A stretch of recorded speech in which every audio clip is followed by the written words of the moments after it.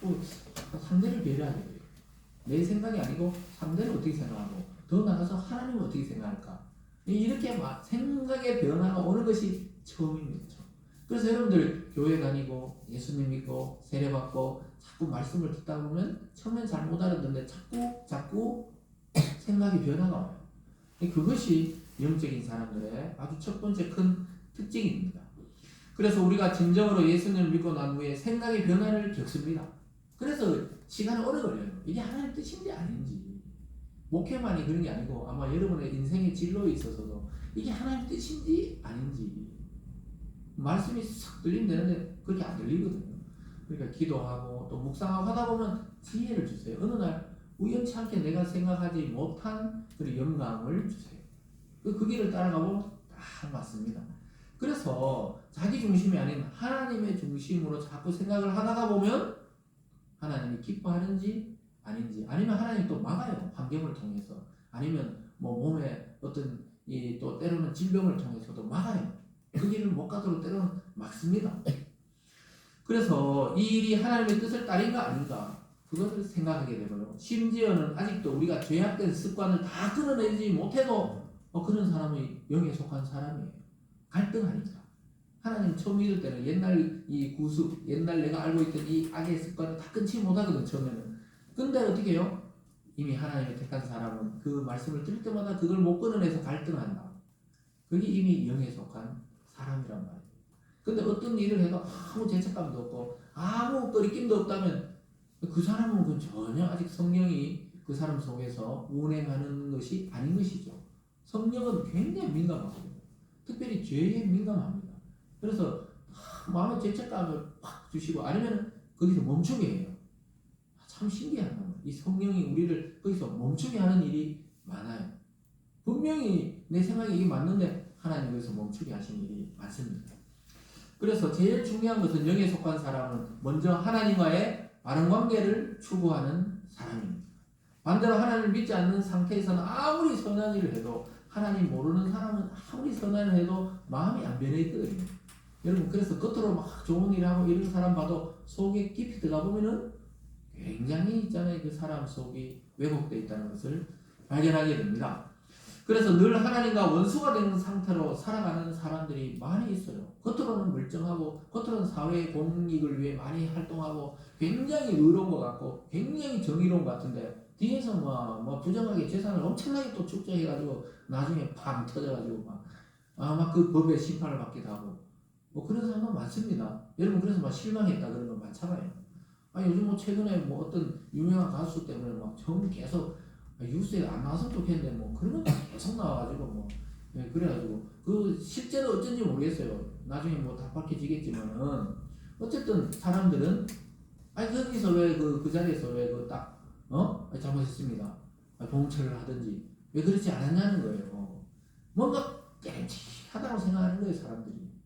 나중에 뭐 이게 진실인지 저게 진실인지 그거야 밝혀지겠지만 이미 대중들의 생각은 뭡니까? 그 즉시 그냥 이게 사과하고 이렇게 했으면은 이렇게까지 뭐 큰 뉴스가 될 일이 아닐 수도 있잖아요. 근데 뭐 어떻게 돼가지고 뭐 자기 대신 누가 가가지고 뭐 그냥 경찰에 출석해라 그러고 뭐 아니라 그러고 또 자기는 한참 뒤에 나타나가 했다 그러고 그 모두가 의심하는 거예요. 실제 안 그랬을지라도 모두가 그럴 필요가 없잖아요. 무슨 말인지 따라왔죠. 근데 사람이 당하면 그럴 수 있죠. 그리고 우리도 뭐 완전히 깨끗한 사람은 아니잖아요. 누구에게 돌을 던지겠어요. 그러나 대중적으로 그러한 위치에 있는 사람들이 우리보다 더 낫다는 생각을 할 필요가 없다는 걸 보여준다는 말이에요. 여러분 얼마나 기대하는 얼마나 실망 많았습니까? 얼마나 막 이미지 좋았는데 나중에 뭐 마약했다 하더라. 예를 들어서 이래가지고 막 충격을 받고 이러잖아요. 그러니까 충격 받을 필요가 없어요. 성도들은 모든 인간은 내가 이렇게 속에 들끓는 죄성이 있듯이 저 사람도 그렇다는 걸 성경적으로 딱 현미경 보듯이 간파를 하면 어떻게 돼요? 저 사람도 뭐 인간인 뿐이구나. 구원받아야 될 한 영혼이구나. 이렇게 생각하면 딱 맞습니다. 무슨 말인지 따라오셨죠? 그래서 우리가 우리 자신을 너무 과대평가할 필요도 없고 너무 과소할 필요도 없이 우리는 죄악과 싸우는 하나님의 성도라는 것을 인식할 필요가 있습니다. 왜 하나님이 죄를 싫어합니까? 하나님은 성경에 보니까 하나님은 죄와 함께 할 수 없다 그랬어요. 그러니까 죄가 가장 싫어하는 게 누구겠어요? 반대로 하나님. 죄악이 왜 하나님을 싫어합니까? 하나님은 선이 극대화된 거잖아요. 하나님 모든 게 완전한 선이시잖아요. 그러니까 죄는 하나님과 충돌하게 되고 그 죄를 부리는 놈이 누굽니까? 사탄은 하나님의 원수, 정점이 있는 거예요. 그러니까 하나님의 아들을 확 죽이려고 모함해서 결국 육체로 왔을 때 죽여버렸죠. 그러나 하나님은 그를 다시 살리셨습니다. 그 살리신 영이 하나님의 영, 성령인 줄 믿으시기 바랍니다. 그래서 우리도 나중에 그 성령이 우리를 살린다고 이야기하고 있어요. 7절과 9절에 보면 이런 게 나오죠. 육신의 생각은 하나님과 원수가 되나니 이는 하나님의 법에 불복하지 아니할 뿐 아니라 할 수도 없습니다. 육신에 있는 자들은 하나님을 기쁘시게 할 수 없느니라. 그래서 육신의 생각, 즉 율법적이고 이 세상에 하나님 믿지 않는 사람의 생각은 하나님과 원수가 될 수밖에 없어요. 왜냐, 죄의 문제가 해결 안 된 사람들은 계속 죄가 커지거든요. 어릴 때보다 점점 죄의 폭이 커져요. 그래서 하나님과 원수가 되어 있는 거예요. 아까 말했잖아요. 하나님은 완전한 선이시니까 죄와 대척점이 있어요. 죄를 박살내시고 죄에서 구원하려고 예수님이 왔잖아요. 그만큼 죄가 우리를 찰가버리처럼 따라와가지고 인간을 괴롭히는 거예요. 그래서 권력이 있고 돈이 있고 인기가 있는데 그냥 집에 가만히 TV만 보고 살까? 어려운 거예요. 그냥 밤에 나가서 술도 좀 마셔야 되고 친구도 만나야 되고. 왜? 이미 돈은 너무 많아요. 너무 유명해요.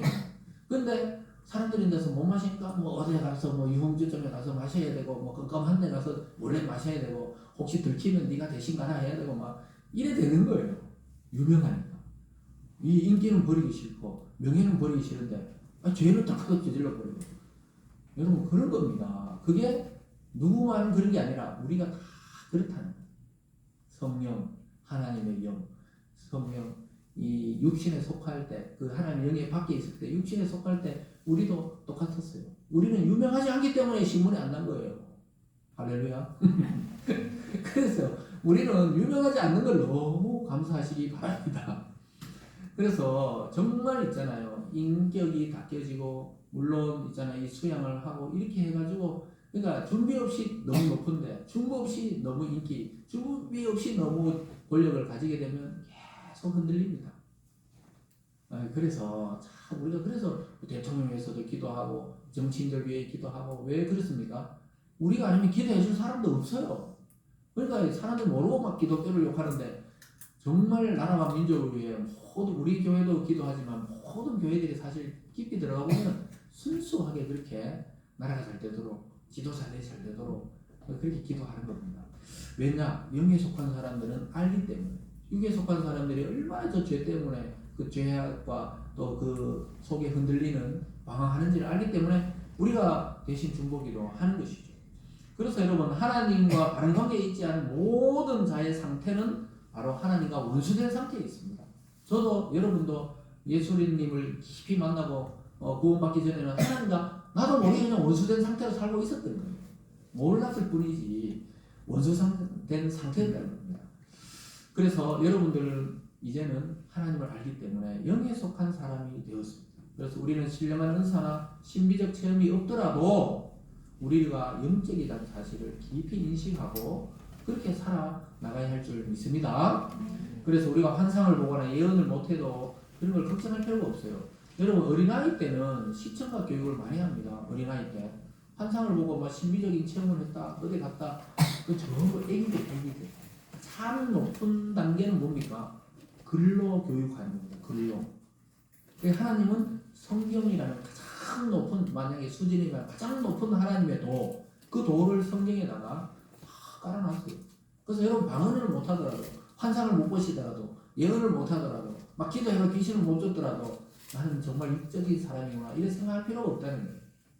가장 가치 있는 것은 말씀이 가장 높은 복음이 가장 높은 수준에 도라는 것을 믿으시기 바랍니다.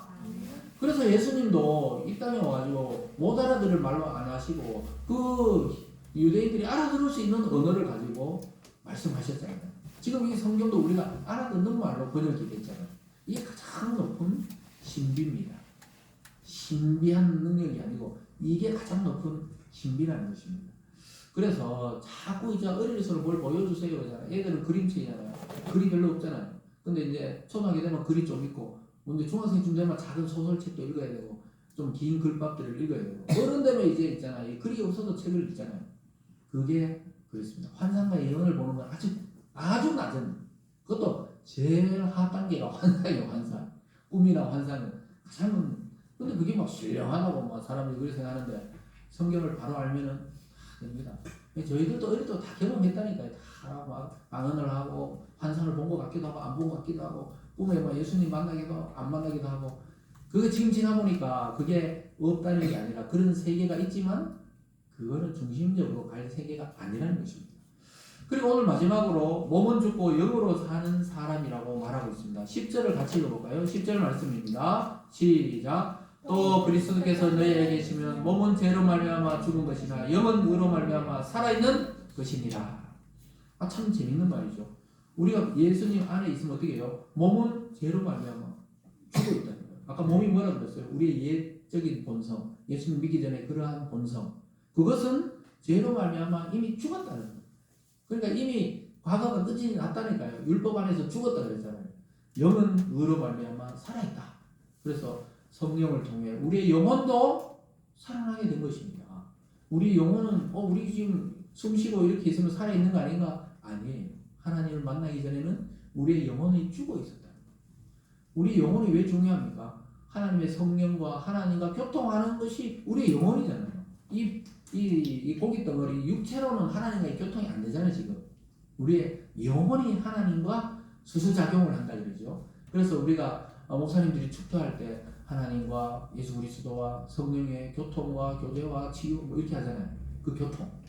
그럴 때 성령과 우리의 영혼의 감각이 살아있어야 하나님의 영과 교통이 되죠. 이 말씀을 읽어도 무슨 의미인지를 알게 되죠. 그래서 우리는 그리스도 안에 있으면 영이 살아있는 거예요. 영혼이 살아있는 것입니다. 그래서 11절에도 이렇게 말씀합니다. 예수를 죽은 자 가운데 살리신 이의 영이 너희 안에 거하시면 그리스도 예수를 죽은 자 가운데서 살리신 이가 너희 안에 거하시는 그의 영으로 말미암아 너희 죽을 몸도 살리시리라. 결국에는 우리의 영혼이, 우리가 육체가 있는 동안에 우리 영혼을 살리시지만 어떻게 해요? 이 육체는 결국 죽잖아요. 근데 마지막 날에 어떻게 한다고 했어요? 분명히 얘기하잖아요. 예수를 죽은 자 가운데서 살리시니 그 영, 성령이 우리도 마지막 날에 다시 우리의 육체를 완전한 육체, 영원히 살 수 있는 육체로 회복시키신다고 말씀하고 있습니다. 믿습니까? 여기까지 나아가는 게 복음이에요. 여기까지 이해하는 거. 우리가 그냥 구원받았구나, 단순히 죽어서 천국 가는 거나 이게 아니고, 주님 다시 오실 때 주님을 살리신 그 성령이 우리 죽을 몸도 살리는 거예요. 이해하셨죠? 이것이 복음이 완전히 이해하는 것입니다. 그래서 여러분, 죽을 몸을 살리시는 성령님이라면 다른 모든 일을 못할 일이 없잖아요. 아니, 죽은 사람도 살리는 그 성령님이 못하실 일이 뭐가 있겠어요? 변화시키지 못할 사람. 여러분, 우리는 막 1년 기도했다, 2년 기도했다, 10년 기도했는데, 근데 저도 뭐 기도하는 내용이 있잖아요. 몇 년씩 그냥 신앙기도 갈 때부터 아직도 안 이루어져요. 그럼 어떻게 해요? 계속 기도하는 거예요. 하나님의 때가 될 때까지. 왜냐하면 죽은 우리도 살릴 그 하나님의 영이 우리가 살아서 하는 기도를 못 들어주실 리가 있겠습니까? 그럼 안 들어주는 이유는 뭐죠? 성경을 볼 때 때가 아직 안 찼거나 우리의 욕심으로 구할 때는 들어주지 않는다. 이렇게 말씀하고 있습니다. 그래서 반드시 여러분의 기도와 또 우리의 소망을 이루어주실 줄 믿습니다. 그래서 극복 못할 일이 없어요. 따라서 인간에게 가장 중요한 일은 성령이 우리 속에 오시느냐 안 오시느냐, 이것이 가장 중요합니다. 그래서 성령이 우리 속에 오면 계속해서 하나님의 그 능력이 우리 속에 공급되게 되어 있습니다. 사랑하는 성도 여러분, 저와 여러분은 이미 영에 속한 사람이라는 사실을 오늘 반드시 아시고, 더 이상 수도를 하거나 더 이상 무슨 나보다 더 뛰어나고 신령하다고 생각되는 사람인데 가서 막 우리가 그렇게 물어볼 필요가 없어요. 정규적인 예배, 정규적인 기도회를 통해 말씀을 듣고 자기 인생을 탁 정리하면 돼요. 그렇게 해서 또 지혜를 얻고 출발하면은 하나님이 계속해서 성령을 통해 우리에게, 우리 영혼에게 능력을 공급해 주시는 것입니다. 그래서 우리가 하나님의 말씀과 진리를 꾸준하게 섭취해야 됩니다. 그래서 말씀 또는 주일 예배 또는 매일 아침에 드리는 그 말씀을 꾸준히 섭취하면은 거의 하나님이 말씀 속의 길을 알려주세요. 근데 만약에 이렇게 섭취를 안 하게 되면 어떻게 됩니까? 마치 음식을 섭취 못할 영양실조에 걸린 것처럼 하나님의 구원에는 이상 없어도 계속 하나님을 멀리하다 보면 옛날에 육신의 삶과 똑같은 삶을 살아가기도 합니다. 그러면 하나님이 어떻게 해요? 계속 그래 살아보면 결국은 육체를 칩니다. 제일 약한 게 이제 병으로 치시죠. 그래가지고 막 하나님 매달리게 해요. 뭐 침닥하는 게 좀 이상한 말 같지만은 그래야 또 하나님이 단절된 시간을 통해 하나님을 만나게 하는 경우도 있어요. 근데 우리는 그런 필요까지 없이 하나님께 먼저 기도로 우리의 죄를 자복하고 하나님 다시 내 성령 충만하게 하도록 기도하면 되는 것이죠. 그래서 영으로 몸의 행실을 자꾸 죽이고 말씀에 자신을 자꾸 처복종시키면 매일매일 성령의 능력으로 살아가게 됩니다. 여러분 이번 한 주도 또 여러분의 일생도 성령 충만함으로 하나님의 능력으로 모든 것을 이기고 승리하시길 주님의 이름으로 축복합니다. 기도하겠습니다.